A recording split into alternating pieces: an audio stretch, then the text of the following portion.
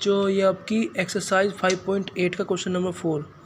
तो इसमें देखिए क्या दिया गया है, verify mean value theorem if f of x is equal to x square minus 4x minus 3 in the interval a comma b close interval where a is equal to 1 b is equal to 4। तो आपको function दिया गया है ये x square minus 4x minus 3 और आपको इस interval में निकालना है, ये वेरीफाई करना है मीन वैल्यू थ्योरम। तो let us start. Mean value theorem होती क्या है एक्चुअल में, देखिए मीन वैल्यू थ्योरम क्या होती है। अगर हमारे पास फंक्शन है एफ ऑफ एक्स डिफाइंड है a comma b to r कोई भी, और ये कॉन्टीन्यूअस भी है और डिफरेंशिएबल भी है। देन ध्यान से सुनना, अगर फंक्शन डिफाइंड है a comma b to r, अगर ये कॉन्टीन्यूअस भी है और डिफरेंशिएबल भी है, then we can say c any point c belongs to a comma b such that f dash c जो होगा वो होगा f of b minus f of a upon b minus a. यही बोलती है मीन वैल्यू थ्योरम। ठीक है, उसको ग्राफिकली समझते देखिए, इसका ग्राफिकली इंटरप्रिटेशन करते हैं। अगर हमारे पास कोई फंक्शन का ग्राफ दिया गया है, ये let us say this is graph and ये this is a and this is point b, तो this is f of a and this is f of b. तो ये कोऑर्डिनेट आपका हो जाएगा a into f of a, ये हो जाएगा b comma f of b. ठीक है, ये आपका कोऑर्डिनेट्स होंगे। तो अगर मैं स्लोप की बात करूँ, इस पॉइंट को ज्वाइन करने वाली जो स्लोप होगी उसको कैसे लिखेंगे, इसको लिखेंगे f of b minus f of a upon b minus a, यही होगी ना। अब ध्यान से देखिए, ये such that f of c f of b minus f of a upon b minus a, ये एक्चुअल में है क्या, ये इस लाइन की स्लोप है इन दो पॉइंट को ज्वाइन करने वाली। तो ये थ्योरम यही बोल रही है कि अगर function a comma b to r defined है, डिफरेंशिएबल है, कॉन्टीन्यूअस है इस इंटरवल में, तो सी पॉइंट एक पॉइंट कोई ना कोई सी एटलीस्ट वन पॉइंट एग्जिस्ट करेगा जिस पॉइंट पे स्लोप जो होगी वो पैरेलल होगी इन दो पॉइंट को मिलाने वाली जो स्लोप होगी उसके। ठीक है, समझ में आ गया ना, ये है। तो ये स्लोप क्या होगी, पैरेलल होगी ऐसे, यानी ये दोनों इन दो का स्लोप का जो वैल्यू होगी वो सेम होगी। यानी एफ डैश सी का मतलब यही है slope at c point is equal to होगा f of b minus f of पे अपॉन बी माइनस ए। तो हम क्या करते हैं, ये निकालते हैं f of b minus f of पे upon b minus a. F of b निकालते हैं पहले। एफ ओ बी क्या होगा, हमारा फंक्शन दिया गया है ये एफ ओ एक्स, इसमें बी की वैल्यू पुट करते हैं। बी क्या है हमारा 4, तो 4 पुट करेंगे तो 4 टू जो 16 माइनस 4 मल्टीप्लाई 4 माइनस 3, तो यह आएगा आपका -3।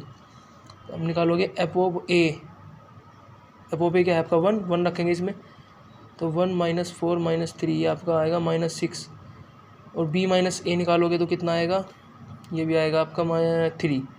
तो आपको निकालना है ये चीज़ f of b minus f of a upon b minus a. तो देखिए हो जाएगा -3 माइनस ऑफ -6 अपॉन 3, यह जाएगा आपका 1। तो एक्चुअल में ये एफ डैश सी आया है आपका, ये आपका एफ डैश सी आया है। तो f dash C is equal to 1। पहले हम क्या करते हैं, फंक्शन को डिफरेंशिएट कर लेते हैं इसको। देखिए इसको फंक्शन को डिफरेंशिएट करने के बाद क्या मिलेगा, एफ डैश एक्स क्या मिलेगा हमको, ये मिलेगा 2x माइनस 4। तो जब हम 2x माइनस 4 को इक्वल करेंगे 1 के, तो यहाँ से हमें x की वैल्यू मिल जाएगी, ये c की वैल्यू बोल सकते हैं। तो x की वैल्यू जो मिलेगी वो मिलेगी 5/2। ठीक है, इसका मतलब ये c की वैल्यू है हमारी 5/2। तो दिस इज़ आवर आंसर। इस पॉइंट पे मतलब बोल सकते हैं कि इस पॉइंट पे जो स्लोप होगी वो पैरेलल होगी किसके, बी और ए पॉइंट को ज्वाइन करने वाली जो लाइन होगी उसका जो स्लोप होगा उसके पैरेलल होगी, यानी कि इन दो की स्लोप इक्वल होती है। तो ये मीन वैल्यू थ्योरम बोलती है। अगर हमारे पास कोई भी फंक्शन है, कोई भी ग्राफ है जिसके एंड पॉइंट्स होगी, उन दो को ज्वाइन करने वाली स्लोप आएगी, उसके पैरेलल कोई ना कोई हमको एक स्लोप मिल जाएगी किसी इस ग्राफ के किसी पॉइंट पे। ठीक है, ये होती है मीन वैल्यू थ्योरम।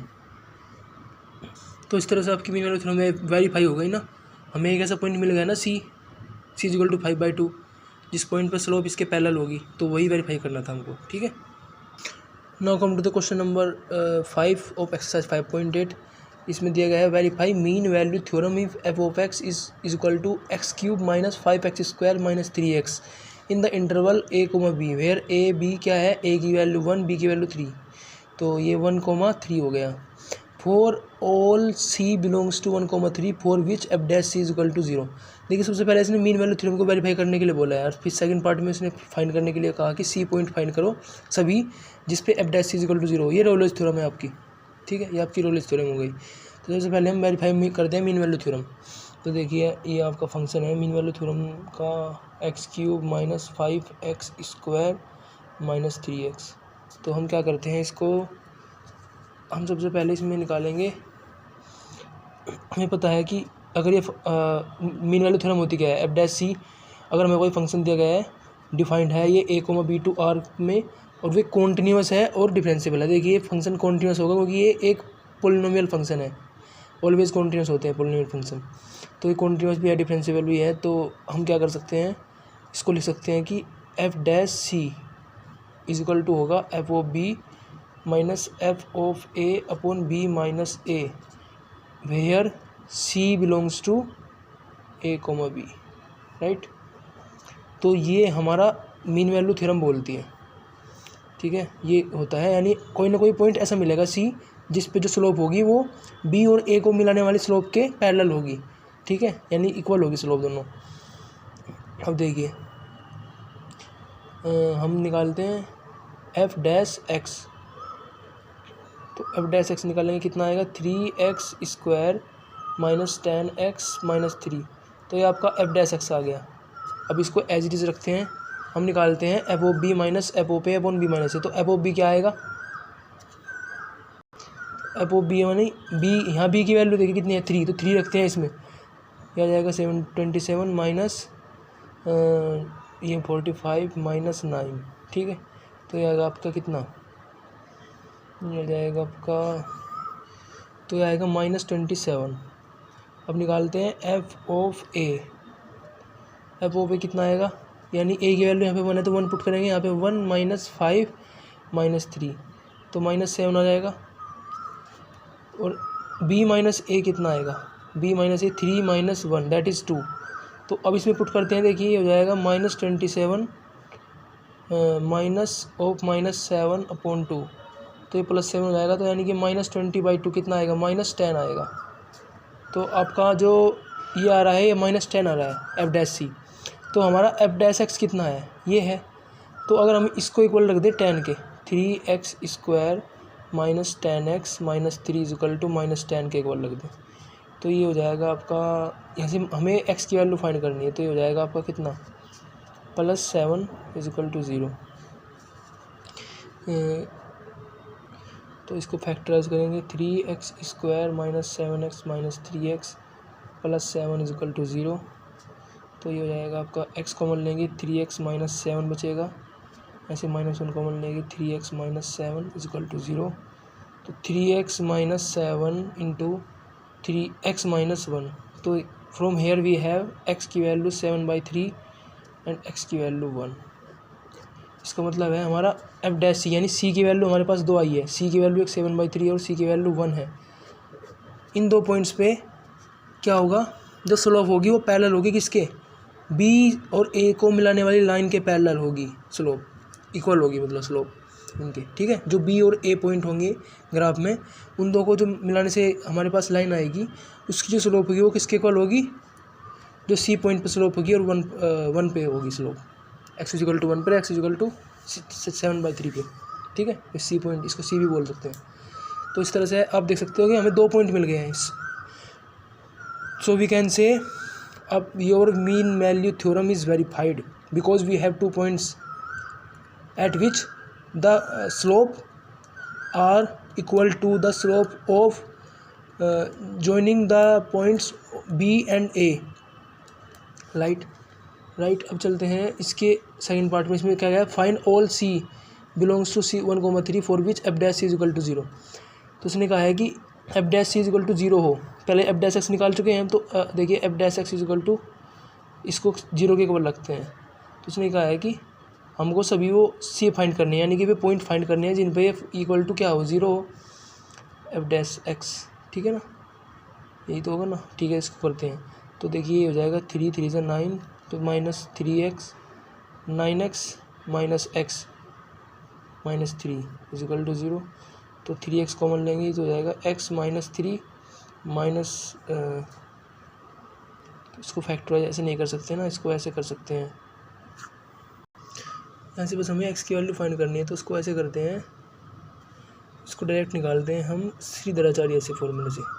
तो 10 प्लस माइनस 100 माइनस 4 12 36 अपॉन 6।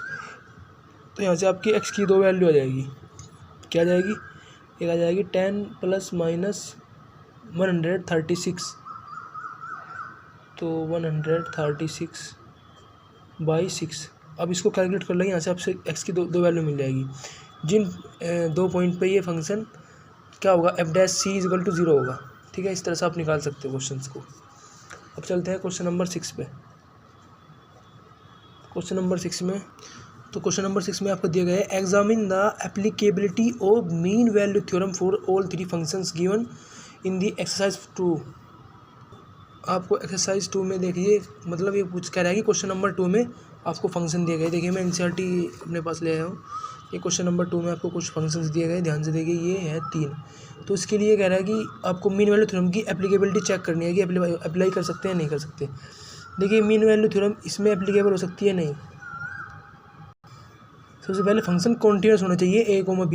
ये let us say this is a, this is b, और इस इंटरवल की बात करें तो ये फंक्शन कॉन्टिन्यूस नहीं है, बिकॉज ग्रेटेस्ट इंटीजर फंक्शन कभी भी कॉन्टिन्यूस नहीं होते हैं, ये इंटीजर्स पे ब्रेक होते हैं, डिसकॉन्टिन्यूस होते हैं इंटीजर्स पे। ये भी नहीं कॉन्टिन्यूस होगा तो इसकी भी बात नहीं कर सकते। ये इस फंक्शन की बात कर सकते हैं हम। तो ये फंक्शन, इस फंक्शन की अगर बात करें तो ये कॉन्टिन्यूस भी है, डिफरेंशिएबल भी होगा इस इंटरवल में। तो हम बोल सकते हैं mean value theorem is applicable for third part of second question. ठीक है, तो ऐसे हम बता सकते हैं। तो we can say mean value theorem के लिए हम लिखते हैं, अगर फंक्शन दिया गया है, डिफाइंड है a, b टू r, और ये कॉन्टिन्यूस भी है, कॉन्टिन्यूस इन a, b, या इसको बोलते हैं ऑन a, b, और डिफरेंशिएबल है, differentiable in a, b, then there exist some c। ठीक है, c belongs to a, b। तब इस इंटरवल में कोई पॉइंट c होगा, या हो सकते हैं मोर देन 1 भी हो सकते हैं, जिसके लिए f' जो होगा आपका वो होगा किसके इक्वल, f' लिख रहा हूँ, देखिए ध्यान से, f(b) माइनस f(a)/b-a, तो ये होगा आपका। ठीक है, ये बोलती है आपकी मीन वैल्यू थ्योरम, और आप चेक कर सकते हो क्वेश्चन नंबर 2 में भी देखा हमने। ठीक है, ऐसे आप चेक कर सकते हो कि कुछ क्वेश्चन के लिए अप्लाई है, कुछ नहीं है। तो क्वेश्चन नंबर 2 में जो थर्ड पार्ट है उसमें क्या होगा, उसके लिए मीन वैल्यू थ्योरम एप्लीकेबल है, क्योंकि वो कॉन्टिन्यूस भी है, डिफरेंशिएबल भी है अपने इंटरवल में।